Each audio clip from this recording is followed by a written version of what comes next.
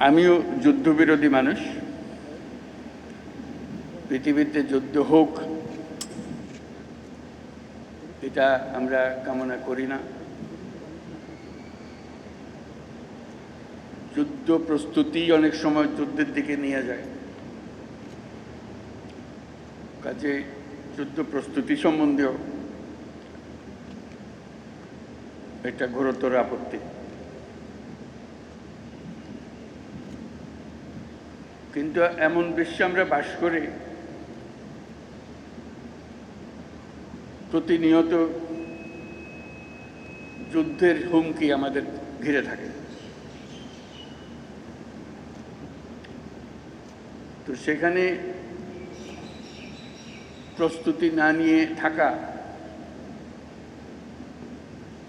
এটা অসম্ভব হয়ে পড়ে। এখন আমরা যখন কথা বলছি তখন আমাদেরই কাছে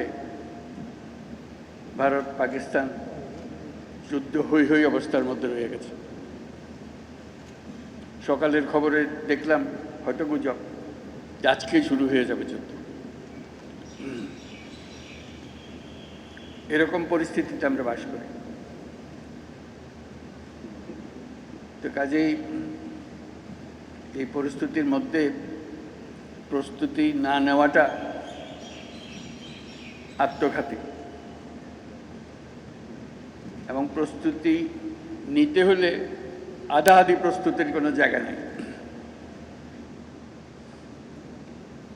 এটা এমন এক পরিস্থিতি জয়ই তার একমাত্র অপশন। পরাজয় এখানে কোনো অপশন হতে পারে না। কাজে আমাদের যে প্রস্তুতি, সেই প্রস্তুতি কত উচ্চ পর্যায়ে আমরা নিতে পারি সেটার চেষ্টা আমাদের থাকতেই হবে। কিন্তু আজকাল যুদ্ধ এত ব্যয়বহুল একটা ব্যাপার, আর আমাদের অর্থনীতি এমন দুর্বল অবস্থায় আছি। এমনিতেই বাংলাদেশ মজবুত অর্থনীতি হয়ে গড়ে উঠতে পারেনি, তার মধ্যে বিগত সরকারের যথেচ্ছাচারের কারণে যা ছিল তাও লুটপাট হয়ে গেছে। এই পরিস্থিতিতে আমাদের সামগ্রিক স্ট্র্যাটেজি ঠিক করতে হবে। শান্তির দিকে আমাদের হাত বাড়িয়ে রাখতে হবে সবসময়, কিন্তু প্রস্তুতিতেও থাকতে হবে। এই পরিস্থিতিতে আপনাদের সঙ্গে দেখা করে, আপনাদের আজকের মহড়াগুলো দেখে খুবই ভালো লাগে।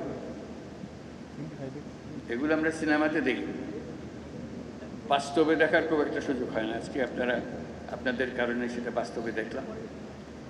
যারা এর পেছনে এটাকে এত সুন্দরভাবে করার জন্য,